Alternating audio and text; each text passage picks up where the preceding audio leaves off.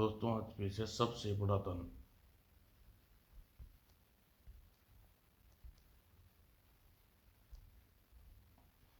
बहुत पुरानी बात है। देवगढ़ राज्य के राजा जयमल राज करता था। प्रजा पर उसका अखंड शासन था। उसके पास इतना धन था कि संसार में कोई वस्तु खरीद सकता था। उसका महल दुनिया भर की अमूल्य वस्तु से अजायब घर था। उसके महल के दरवाजे हीरे पन्ने जड़े थे। झरोखों में नीलम लाल जड़े हुए थे। महल के सारे कक्ष फर्श सोने के थे। मतलब यह था कि जयमल के पास शान शौकत सुविधाओं के सारे साधन मौजूद थे। दूर दूर तक लोग उसके महल के वैभव को देखने देवगढ़ आते। वाह! और हैरत में डूब कर वापस लौटते। अद्भुत! राजा जयमल अपने मन में सोचता, संसार में कोई प्राणी मुझ जैसा सुखी न भूतकाल में होगा न भविष्य में होगा। मेरे हाथ में अधिकार बल है। साथ ही मैं अपरंपार दौलत धन दौलत में सबसे सुखी मानता हूँ। इसलिए कोई आश्चर्य की बात नहीं है। सोचकर अहंकार में भर उठता। एक दिन मैं अपने दरबार में बैठा हुआ था। महाराज की जय हो। हरिभट्ट नाम का एक विद्वान काशी नगर से आए हैं। मैं आपसे मिलना चाहते हैं। महामंत्री जी हरिभट्ट को मुझसे मिलना चाहते हैं। कहाँ हैं वे? महाराज, वे दरबार के बाहर खड़े हुए हैं। अरे जाओ, उन्हें आदर सहित अंदर ले आओ। राजन सोचने लगा, लगता है मेरी प्रसिद्धि महाज्ञानी हरिभट्ट को जी को काशी से यहाँ खींच लाई है, तभी तो इतनी दूर चलकर मुझसे मिलने आए हैं। मेरे राज्य में हरिभट्ट जी जैसे अनोखे दृश्य देखेंगे तो जैसे ही दृश्य उन्हें काव्यों में भी नहीं पड़े होंगे।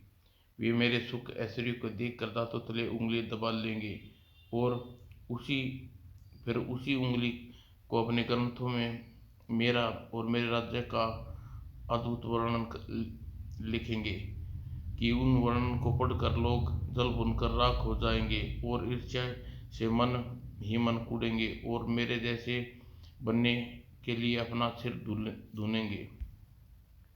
सिर दी दरबार में अपने साथ विद्वानों से हरिभट्ट के साथ दरबार में आया। महाज्ञानी हरिभट्ट जी को राजा जयमल के दरबार में आकर स्वागत है। आइए महाराज। जयमल को आदर सहित हरिभट्ट को अपने समीप बिठा दिया। तत्पश्चात, कहिए हरिभट्ट, हमारे राज्य में आपको किसी का अपमान किसी प्रयोजन से हुआ है? राजन, यहाँ से होकर जो लोग काशी नगर में गए, हमने उनके मुख से आपके राज्य की संपन्न और सुख वैभव की किस्से सुने। उन्हीं किस्सों से अपनी आंखों से देखने के लिए हम काशी से देवगढ़ आए। यह तो मेरा अहोभाग्य है हरिभट्ट जी। आइए, मैं आपको अपने महल का भ्रमण कराता हूँ। चलिए राजन। बड़े चाव से जयमल ने हरिभट्ट को अपने राजमहल की प्रत्येक वस्तु का निरीक्षण कराया। इस बीच बार बार उत्सुक हरिभट्ट के मुख की ओर देख रहा था। हरिभट्ट जी बड़े ही निर्विकार भाव से महल की सुंदरता को देख रहे थे। क्या इन इन पर महल की अद्भुत शिल्प का कोई प्रभाव नहीं पड़ा? जयमल ने हरिभट्ट को अपना सारा महल दिखा दिया और डाला, पर महल की भव्य से हरिभट्ट को तनिक भी चकाचौंध नहीं हुई। वह पहले की तरह धीरे धीरे और गंभीर शांत बनी रही है। देख जयमल ने उनसे पूछा, हरिभट्ट जी, आप तो दुनिया देख चुके हैं, बताइए आपकी राय में सबसे सुंदर सुखी मनुष्य कौन है? जयमल की बात सुनकर हरिभट्ट मुस्कुराए। राजन, आप बहुत चतुर हैं। इस प्रश्न को पूछकर आपने मुझसे यह कहलवाना चाहते हैं संसार का सबसे सुखी इस संसार में आप सबसे सुखी मनुष्य हैं, क्यों? यही बात है ना? ओ हरिभट्ट जी, आपने मेरे दिल की बात जान ली। राजन, चेहरा मनुष्य के मन का दर्पण होता है। आपका चेहरा किसी दिल में उठते विचारों को प्रतीत कर रहा है। हरिभट जी, मेरे आपके विद्वानता के बारे में जैसा सुना था वैसा ही पाया। सचमुच आप महाज्ञानी हैं। राजन, अब मैं आपसे कुछ कहने वाला हूँ, उसे कृपया ध्यान से सुनिए। मनुष्य के पास लाख धन संपदा सुख वैभव हो, उसे धन संपदा और सुख वैभव के आधार पर सुखी नहीं कहा जा सकता। राजन, सुखी वही है जिसके मन में अहंकार न भरा हो, वह संसार में सर्वश्रेष्ठ है। उसके जैसा दूसरा कोई नहीं है। जिस मनुष्य में ये सब विशेषता होती है, संसार का सबसे सुखी मनुष्य होता है, चाहे वह कितना गरीब क्यों न हो। हरिभट के कथन सुनकर अहंकार में डूबे जयमल के चेहरे पर निराशा लटक गया। वह खींच कर बोले, हरिभट जी, मैंने आपकी विद्वता की व्यर्थ में प्रशंसा करी। आप तो राजा और रंक में भेद नहीं कर रह सकते। कैसे विद्वान हैं आप। सुनिए, संसार में सुख के दो मुख्य कारण हैं, एक प्रभुता, दूसरा धन। ये दोनों ही मेरे पास है। क्या आप मुझे दुनिया का सबसे सुखी प्राणी नहीं मानते। राजन, आप बहुत बड़ी गलतफहमी में हो। राजन, सुख बाजार में नहीं बिकता, वह तो चित्त में पैदा होता है। यही फूलता फूलता है, वही नष्ट हो जाता है। धन प्रयुक्त और बल भारी साधन मात्र है, सुख को नहीं, अपितु दुख प्राप्ति की कृत्रिम वासना में भटकते हैं। ऐसे चिंताएं उत्पन्न करता है जो मनुष्य के चित्त को खोखला बना डालता है और उसका नाना प्रकार से प्रलोभन देकर अशांत बना देता है। इसलिए यही समस्या है कि अधिक धन एवं प्रभुत्व से चित्त को शांत व सुख नहीं मिलता। साजन, आप जानते हैं कि आप अति श्रवण वर्जित। हरिभट्ट जी, यदि आप ऐसा है तो बताइए कि क्या सुख और शांति गरीबी में मिलती है। नहीं राजन, आप फिर गलती कह रहे हैं। सुख और शांति मन के संतोष से मिलती है। प्रभुता और धन की आवश्यकता से अधिक होने पर मन चिंतित का कारण बन जाता है। राजन, आवश्यकता है अधिक अमृत तुल्य भोजन और आजीवन विष तुल्य है हो जाता है। संसार रूपी आप यह समझ लीजिए, धन ऐश्वर्य से अधिक मनुष्य को सुखी और शांत नहीं कर सकता।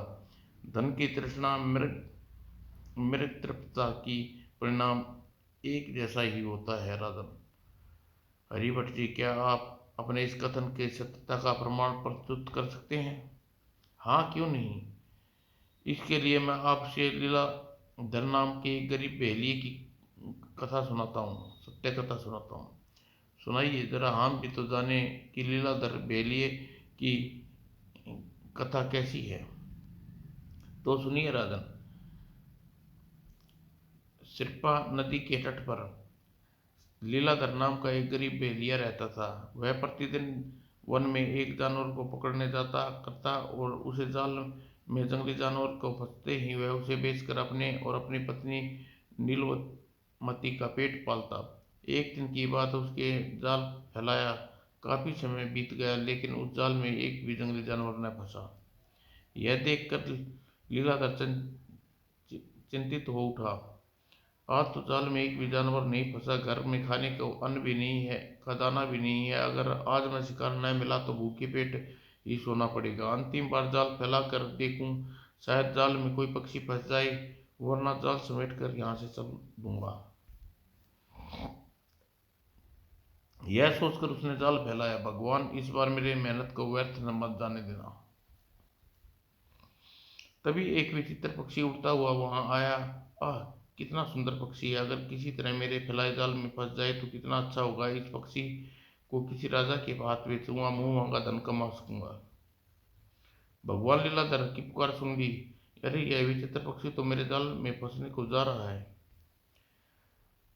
वह पक्षी नीचे उतरा और जाल में दाने चुगने लगा और दाने चुगने के पश्चात वह उड़ना चाहा तो पक्षी जाल से निकलने की चेष्टा करता रहा, त्यों तो फंसता चला गया। तब खुश होता लीलाधर पेड़ के पीछे से निकल कर जाल के पास पहुंचा। आज किस्मत ने मेरा खूब साथ दिया, यह विचित्र पक्षी मेरी गरीबी दूर कर देगा। खुश होते हुए उसने पक्षी को पकड़ने के लिए आगे हाथ बढ़ाए। मुझे मत पकड़ो। यह सुनकर लीलाधर चौंक गया और दो कदम पीछे हट गया। आश्चर्य से आंखें फैल गई। कौन हो तुम? मानो की तरह क्यों बोल रहे हो? मुझे डरो मत बेलिए, मैं तुम्हारा कोई ऐसा नहीं करूंगा। बस तुम मुझे अपने जाल से मुक्त कर दो, तब तुम एक काम मैं तुम्हारे बहुत काम आऊंगा। लीलाधर भय से सिरकता हुआ बोला, मैं तुम्हें अपने जाल से मुक्त कर दूंगा, लेकिन पहले तुम्हें अपना सही परिचय देना होगा, कौन हो और किस लोक के वासी हो। ठीक है, मैं तुम्हें अपना विषय में बताता हूँ। सुनो, मेरा नाम मल्ल है। मैं इंद्र के दरबार में नृत्य गान करने वाला गंधर्व हूँ। अच्छा, तुम गंधर्व हो तो फिर तुम यह गति कैसे हुई? पक्षी ने लंबी सांस खींचते हुए लीलाधर को बताया, मेरी यह गति अज्ञानता के कारण हुई है मित्र। आज से 6 माह पूर्व मैं निर्धारित नित्य की बात इंद्र के दरबार में बैठा गायन कर रहा था कि मेरे गायन पर मृग नैनी नाम अप्सरा उस दिन दरबार में नाच रही थी। न जाने दिल में क्या हुआ कि मृग नैनी की अप्सरा के रूप सौंदर्य में खो सा गया और रूप सौंदर्य में खोया हुआ मैं अशुद्ध गायन करने लगा। मेरी इस दुष्टता से कुपित होकर इंद्र ने मुझे उसे श्राप दिया और मैं पक्षी बन गया और मेरी मृत्यु लोक में मैं चला जाऊं। बस मित्र, उस दिन के आज का दिन मैं पक्षी बना इंद्र के श्राप दिए की सजा भुगत रहा हूँ। वो बड़ी तो बुरी कहानी है तुम्हारी मल्ल गंधर्व। मैं तुम्हें अपने जाल से मुक्त करता हूँ। इतना कहकर गंगाधर आगे बढ़ा और पक्षी को जाल से निकाल दिया। तत्पश्चात बहुत बहुत धन्यवाद मित्र वैलिए। गंधर्व मल्ल, मेरा नाम लीलाधर है और आज तुम मेरे मित्र हुए। क्या कोई ऐसा उपाय करोगे कि तुम पक्षी की योनि से मुक्ति हो और असली रूप में आ जाओ? उपाय तो है मित्र। बार बार क्षमा मांगने पर भी इंद्र ने मुझे पर जाकर किसी मनुष्य द्वारा 7 बार सहायता करनी होगी। तत्पश्चात वह मनुष्य गंगा जल लाकर मुझ पर स्नान कराएगा, तभी श्राप से मुक्त होकर मैं गंधर्व से असली रूप में परिवर्तन हो जाऊंगा। ओ, यह तो बड़ा विचित्र उपाय है। इंद्र ने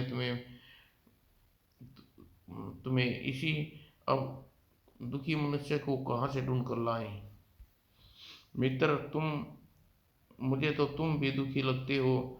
क्यों ना तुम्हारे ही कुछ सहायता कर दूं? बताओ तुम्हें क्या दुख है मित्र, मुझे यह दुख है कि मैं एक गरीब बहेलिया हूँ। प्रतिदिन वन में पशु पक्षियों को पकड़ने आता हूँ। किसी दिन मुझे शिकार मिल जाता है और किसी दिन मुझे खाली हाथ घर लौटना पड़ता है। यदि तुम मेरे लिए कुछ करना चाहते हो तो ऐसा कर दो। जब भी वन में पशु पक्षी पकड़ने आऊं तो मेरे जाल में खूब सारे पशु पक्षी फंसे। लीलाधर, बहुत बोले हो तुमने मांगा भी तो क्या मांगा? खैर कोई बात नहीं, मैं तुम्हारी यह इच्छा अवश्य पूरी करूंगा। लेकिन कैसे? तुम मेरी यह इच्छा कैसे पूरी करोगे? तुम पल के लिए अपनी आंखें बंद कर लो लीलाधर। एक पल बाद जब तुम आंखें खोलोगे तो तुम समझ जाओगे। ठीक है, मैं अपनी आंखें बंद करता हूँ।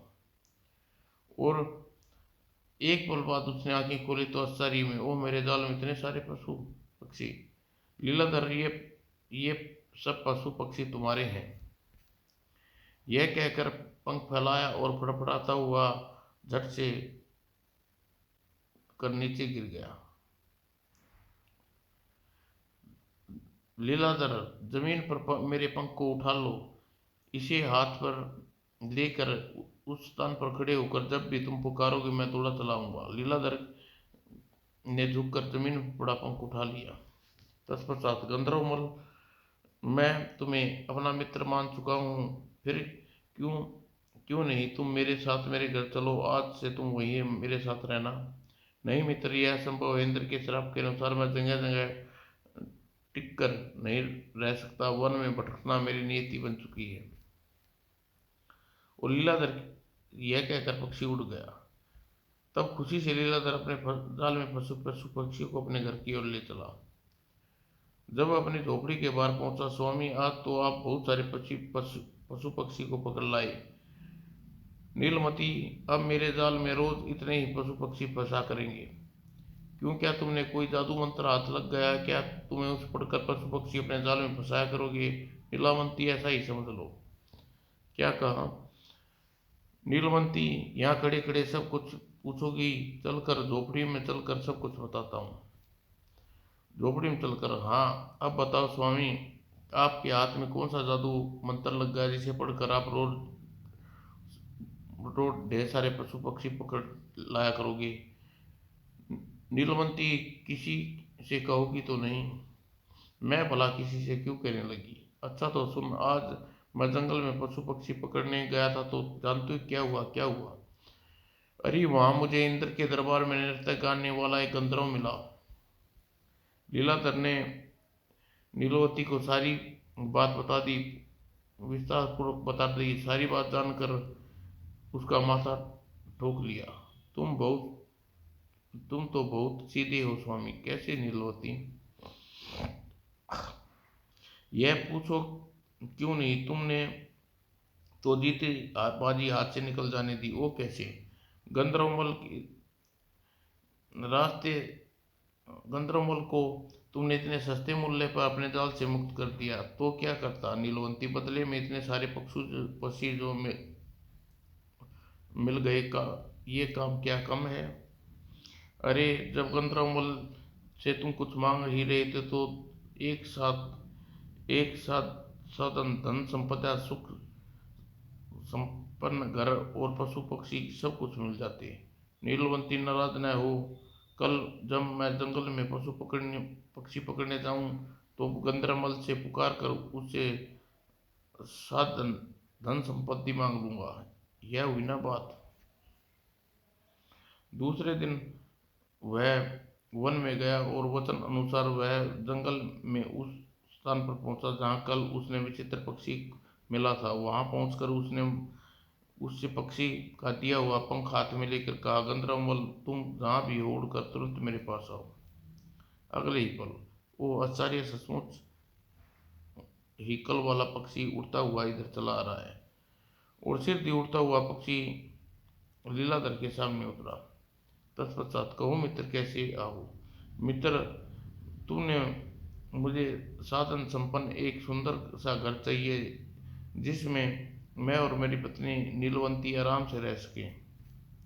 ठीक है, जब तुम यहाँ से वापस अपनी झोपड़ी में जाओगे तो उसके स्थान पर तुम्हें एक सुंदर सा मकान घर मिलेगा। इतना कहकर पक्षी आंखें पंख फैलाए और उड़कर फड़फड़ाता हुआ आकाश की ओर उड़ गया। तब लीलाधर वहां से वापस चल पड़ा। तब क्या सचमुच ही मेरी फूटी किस्मत झोपड़ी के स्थान पर सुंदर मकान बन गया होगा? लीलाधर इसी सोच में डूबा हुआ अपने झोपड़ी के स्थान पर पहुंचा। अरे यह तो सचमुच ही झोपड़ी के स्थान पर सुंदरमय मकान बन गया है। हैरान सा मकान को देखता रहा। तभी नीलावंती मकान से बाहर आई। आओ स्वामी, बाहर क्यों खड़ी रुक गई? अब मकान हमारा है। नीलावंती लीलाधर का हाथ पकड़ कर उसे मकान के अंदर ले गई। अंदर पहुंचकर, वह मकान तो बहुत सुंदर है नीलवंती। हाँ स्वामी, मेरे सुंदर मकान को पाने की कल्पना मेरे सपन में भी नहीं की थी। दोनों रसोई घर में जाकर बढ़िया सा व्यंजन खाते हैं और रात होने पर आराम से सैया पर लौट जाते हैं। सुबह उठती नीलवंती ने नीलाधर से कहा, सुनो जी, अब हम लोग साधारण बेलिए न रहकर बड़े आदमी बन गए हैं, इसलिए मुझे इस मकान में कुछ छोटा सा परिवर्तन हो प्रतीत हो रहा है। आप वन में जाकर गंधर्व महल से एक बड़ी हवेली की मांग करो और इस छोटे मकान से काम नहीं चलेगा। नीलावंती, अपनी इच्छाएं को इतनी ना बढ़ाओ कि इस मकान में सुखी रहेंगे। नीलाधर ने उसे लाख समझाया पर नीलवंती ने अपना हठ पर अड़ी रही। बार बार नीलाधर ने एक बात कहती, आप मेरी बात मान जाइए। अच्छा भगवान, मैं वन में जाकर गंधर्वमल के पास जाता हूँ और लीलाधर उसी समय वन में पहुंचा और पंख द्वारा उन गंधर्वमल को बुलाया। गंधर्वमल तुरंत उठकर उसके पास आया। कहो मित्र लीलाधर, क्या बात है? मित्र, मेरी पत्नी जिद कर बैठी है कि उसे नए मकान के स्थान पर बड़ी हवेली चाहिए। तो मित्र, इसमें इतना उदास होने की क्या आवश्यकता है? जाओ, अपनी जिद, उसकी जिद अवश्य पूरी होगी। और गंधर्वमल वहां से विदा होकर नीलाधर वापस मकान के स्थान पर बड़ी हवेली मिली। आओ लीलाधर सेठ, नई हवेली में तुम्हारा स्वागत है। नीलमती, इन वस्त्रों और आभूषणों को पहनकर तुम पूरी सेठानी लग रही हो।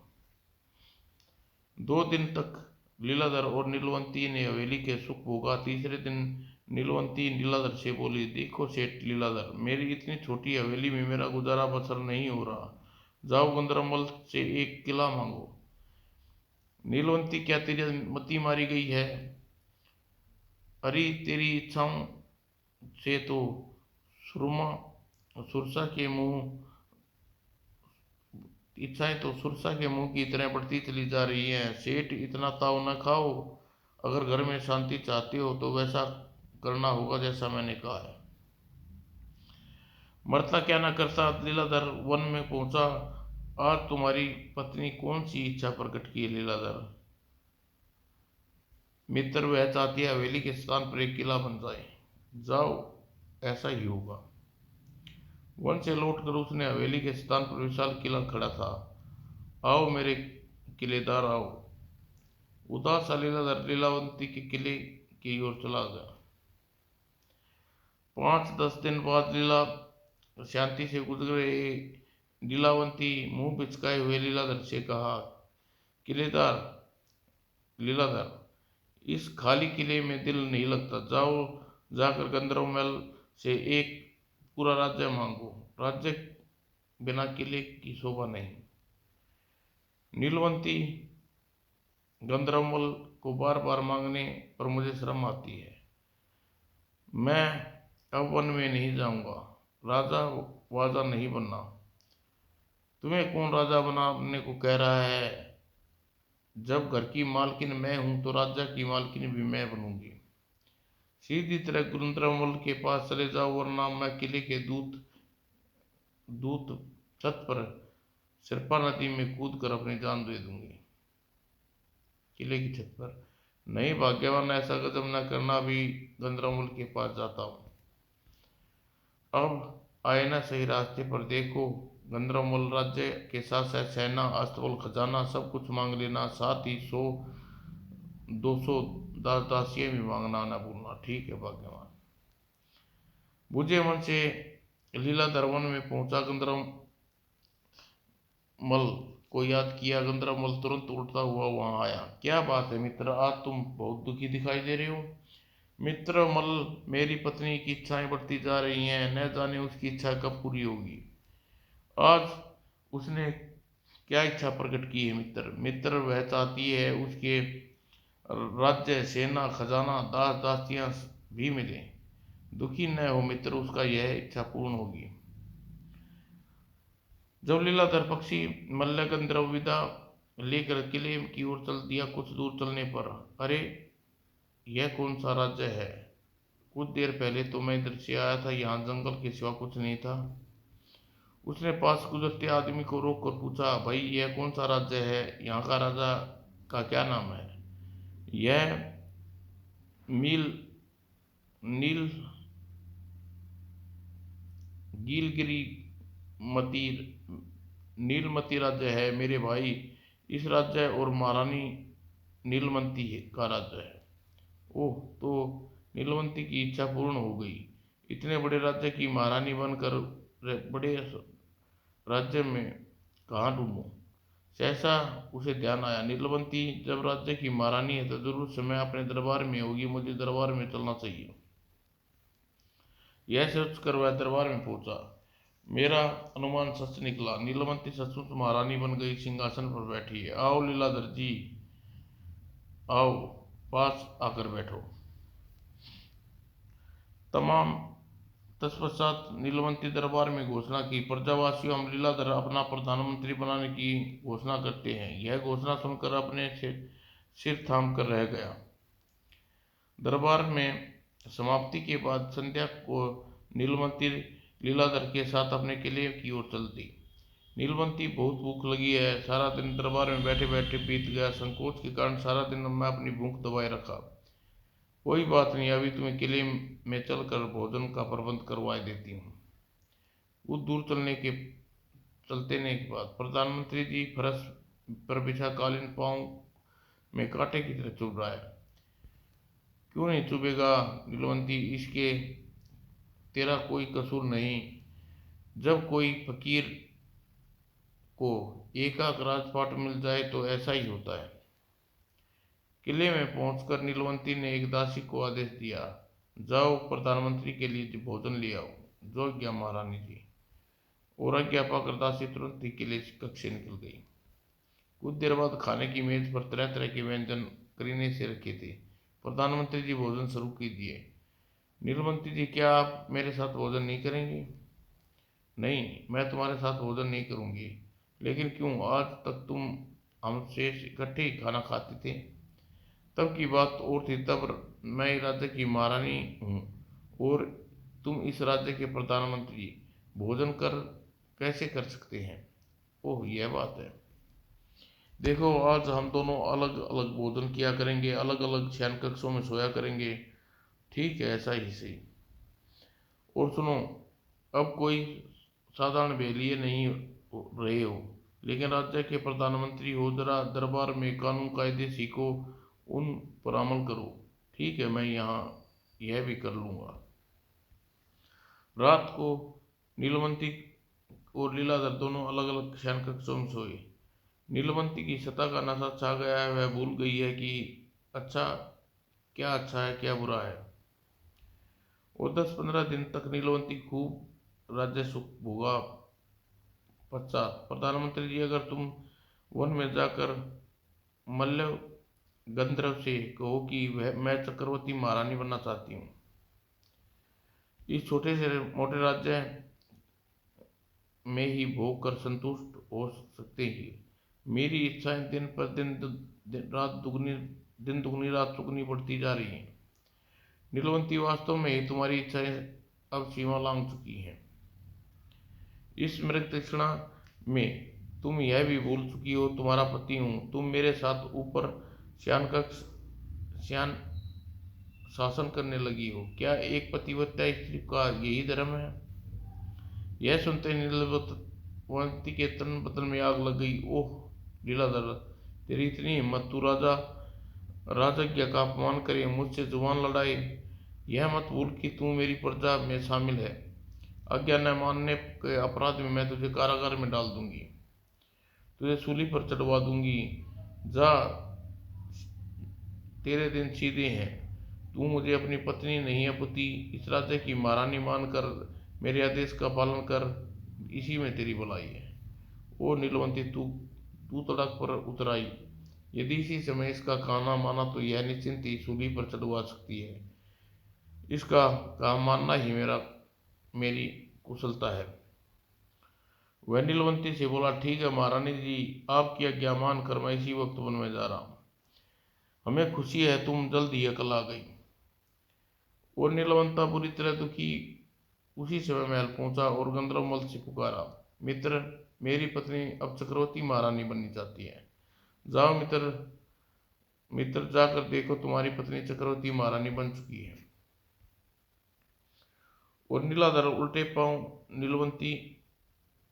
नीलमंती गांव गढ़ में के दरबार में पहुंचा। ये लोग कौन है जो अपने मुकुट नीलवंती के चरणों पर रख रहे हैं? चक्रवर्ती महारानी जी, आपके अपने अपने ऊपर आपका अधिकार स्वीकार करें।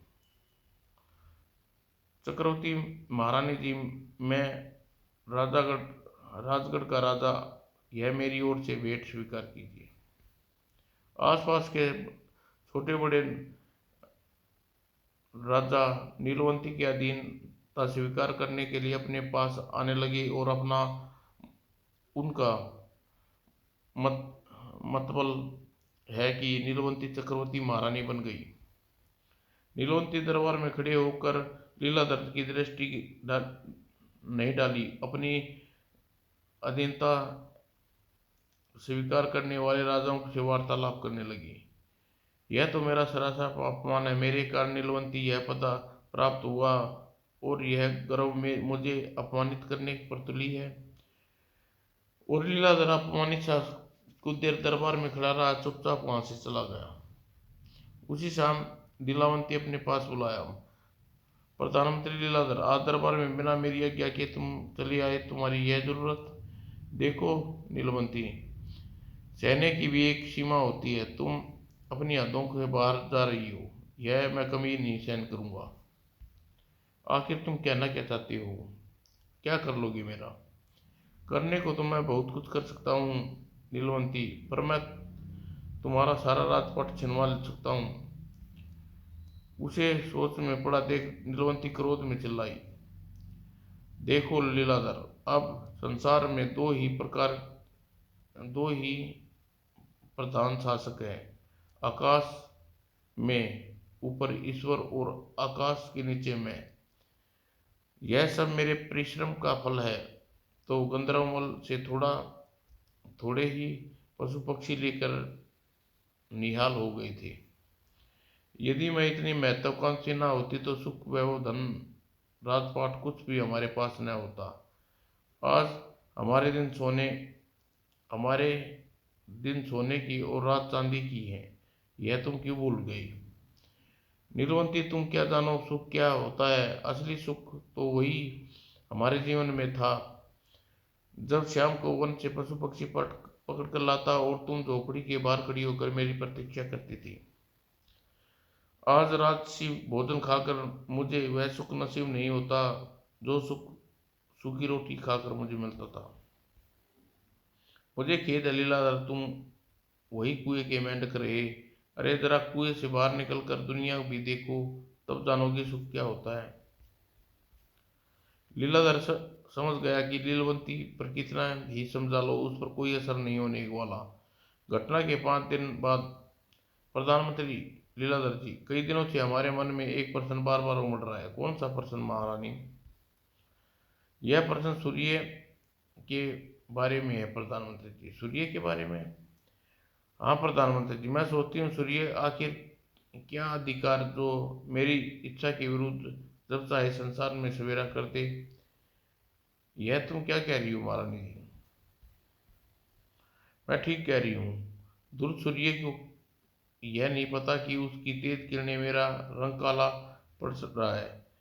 वह अभिमानी सूर्य तनिक भी मेरे सुख दुख की चिंता नहीं है। प्रधानमंत्री जी, तुम गंधर्वमल के पास वन में जाओ और कहो कि सूर्य की स्वामिनी बनना चाहती हूँ। क्या? हाँ, इसके अलावा और कोई चारा नहीं है। मैं चाहता हूँ कि सूर्य की स्वामी बनने के पश्चात मेरी इच्छा से पृथ्वी पर दिन रात होनी चाहिए। महारानी नीलवंती, अब तुम बिल्कुल सीमा पार करने की कोशिश कर रही हो। लगता है सत्ता के मद में तुम बोरा गई हो। तुम मा कामना में तुम कामना में के मुंह में अखंड घोड़े पर सवार हो रही हो जो कभी भी तुम्हारी अपनी पीठ से नीचे पटक सकता है। क्या बक रही हो? मैं ठीक कह रहा हूँ नीलवंती। सूर्य अनादि काल से इसी प्रकार आकाश में चमकता है और आधे आगे भी चमकता रहेगा। सृष्टि के इस विधान को पलटने के लिए कभी भी गंधर्वमल के पास नहीं जाऊंगा। लीलाधर, तेरी यह जरूरत? अगले ही पल तड़ाक, नीलवंती का थप्पड़ खाकर लीलाधर स्तंभ खड़ा रह गया। नीलवंती का इतना नीचे गिर जाएगी यह मैं सपने में भी नहीं सोचा था। अब पानी सिर से ऊपर गुजर चुका है, अब तो कुछ करना ही पड़ेगा। इस पर नीलावंती ने उससे कहा, लीलाधर, तूने अपनी समग्र सम्राज्ञी का अपमान करता है। मेरी प्रजा होकर तू मुझे मुंह पर जवाब देता है। अपनी जान की खैर चाहता है तो गंधर्वमल के पास जाकर वैसा ही कह जैसा मैंने तुझसे कहा है। लीलाधर ने लीलावंती की बात का जवाब नहीं दिया, चुपचाप कक्ष से बाहर निकल गया और वह सीधा वन में पहुंचा। कहो मित्र लीलाधर, आज क्या इच्छा लेकर आए हो? मित्र, कृपा कर मुझे अपनी पुरानी गरीबी वापस दे दो। क्या? हाँ मित्र, यह सच, मैं सच कह रहा हूँ। मेरी गरीबी वापस दे दो और अपना राजपाट सुख वैभव सब कुछ वापस ले लो। क्यों मित्र, क्या राजपाट वैभव की अपेक्षा गरीबी अधिक सुख है? हाँ मित्र, जब मैं गरीब था तब समय की मर्यादा बंधी हुई थी। हमारे घर में एक दूसरे के प्रति प्रेम, सद्भाव तथा शांति व संतोष सच्चा सुख था। अब वह सब कुछ खो गया है, बस ऊपरी ठाट बाट रह गई हैं। इस झूठे सुख के लेकर क्या करूँगा? जब मेरी आत्मा ही दुखी है, मैं डूबी हुई है, इस योग्य हूँ कि मैं अपने योग्य बना दूँ, उसी योग्य बना दूँ मित्र, मुझे सच्चा सुख मिलेगा। मित्र लीलाधर, मुझे खुशी है तुम असली नकली सुख पहचान कर ली। जाओ, मैं तुम्हें तुम्हारी गरीबी पुनः वापस करता हूँ। धन्यवाद मित्र, बहुत बहुत धन्यवाद। कहने के साथ लीलाधर पहले जैसा हो गया। मित्र, तुम्हारी 7 बार सहायता कर चुका हूँ, अब तुम गंगा जल लाकर मुझ पर छिड़क दो, इंद्र के श्राप से मुक्ति दिलाओ। ओह, खूब याद दिलाया मित्र। यह सदप्रेम कोष यहाँ से 15 कोस दूरी पर है। वहाँ से अभी तुम्हारे लिए गंगा जल लाता हूँ। ठीक है, तब तक मैं यहीं ठहरता हूँ। और सिर दी गंगा तट पर पहुंचा जंगली पत्तों में उसने एक बड़ा सा दोना बनाया और दोनों दोने को लेकर गंगा जल भरकर वह वापस लौट पड़ा। संध्या होते होते वह वन में गंधर्वमल के पास पहुंचा। मित्र, गंगा जल ले आया। तो मित्र, अब मुझे देर न करो, गंगा जल से नहला दो। और लीलाधर ने अपने हाथ में भरा पक्षी के ऊपर डाल दिया। अगले ही पल मानो चमत्कार हुआ, वो पक्षी की जगह एक पुरुष आकृति उभरी। कुछ देर बाद वह संपूर्ण पुरुष आकृति के रूप में सामने खड़ी थी। क्या तुम ही गंधर्वमल है? हाँ मित्र, मैं तुम्हारे सत्य प्रयास के कारण आज मैं इंद्र के श्राप से मुक्त हो पाया, असली रूप में आ पाया हूँ। मित्र, तुम्हें श्राप मुक्त देखकर मुझे खुशी हुई। मित्र, अब मुझे विदा दो, मैं इंद्र के लोक जा रहा हूँ। लीलाधर से विदा लेकर गंधर्वमल इंद्रलोक उड़ गया। अब मुझे घर चलना चाहिए। गंधर्वमल के कहने के अनुसार लीलवंतीगढ़ अपने किले का वैभव, सारा राजपाट गायब हो चुका होगा। चलकर देखूं तो सही, पुन गरीबी में नीलवंती कैसा महसूस कर रही है। वह अपने घर वापस पहुंचा। अरे यह क्या, झोपड़ी के बाहर नीलवंती बेसुध पड़ी है, मुंह से सफेद झाग निकल रहा है। वह दौड़कर नीलवंती के पास पहुंचा। नीलवंती, क्या हुआ? आंखें खोलो नीलवंती। लीलाधर ने जोड़ने पर जैसे तैसे आंखें खोली। स्वामी, मुझे क्षमा कर दो, मैंने जहर खा लिया। जहर? लेकिन क्यों? क्योंकि मैं पथभ्रष्ट हो गई थी। राजपाट चकाचौंध, मैंने कई बार तुम्हारा अपमान किया, उसी दंड स्वरूप मैंने जहर पिया। मेरी मौत मेरा पश्चाताप होगी। स्वामी, मुझे क्षमा कर दो। इतना कहकर हिचकिली और प्राण त्याग दिए। दुखी हृदय से उसका अंतिम संस्कार किया। जयमल को कहानी सुनाते हुए के पश्चात हरिभट्ट ने उसे कहा, राजन, नीलवंती का अहंकार हो गया और अहंकार को उसे ले डूबा। नीलवंती की कथा सुनकर अब आपका मन में मान गए होंगे कि सच्चा मनुष्य सुख वही है जो मन को संतोष करे, झूठी कामनाएं पीछे व्यर्थ में भागता है। जयमाल अविश्वास से उसकी ओर देखा। हरिभट्ट जी, बात का क्या प्रमाण कि आपने जो कथा सुनाई सत्य है? राजन, इससे बड़ा प्रमाण क्या हो सकता है? आपकी सुनाई कथा का पात्र इस समय आपके सामने खड़ा है। यह आप क्या कह रहे हैं हरिभट? क्या आप अपनी ही कथा के पात्र हो? मैं स्वयं उस कथा का पात्र हूँ राजन। क्या? हाँ राजन, मैं लीलाधर बेलिया हूँ। क्या? यह कैसे हो सकता है? महारान महारानी हरिभट, आप तो महाज्ञानी हरिभट हो। राजन, आप जो कह रहे हैं वह सच है। मैंने जो कहा वह भी सच है। वह कैसे? सुनिए राजन, मैं नीलवंती की मृत्यु के पश्चात काशी चला गया था। वहां रहकर ज्ञान अर्जित करने लगा और जिसके फलस्वरूप हरिभट के रूप में अपने सामने खड़ा हूँ। ओह, तो ये बात है। राजन, मैं आपका खजाना अतुल धन दौलत से भरा पड़ा है, पर मेरे पास एक गुप्त खजाना है, मैं आपको दिए जाता हूँ। सुनो, धन और प्रभुता से तुम सब कुछ पा सकते हो, लेकिन जीवन के सुख शांति नहीं पा सकते। इसलिए धन और प्रभुता का कभी अहंकार न करना। महाज्ञानी हरिभट्ट जी, आपने मेरी बंद आंखें खोल दी। आज से मैं आपके बताए रास्ते पर चलूंगा। और तब जयमल के आशीर्वाद से हरिभट वहां से चली गई और राजा ने अहंकार का त्याग कर श्रेष्ठ राजा बनने के संकल्प कर चुका था। समाप्त दोस्तों।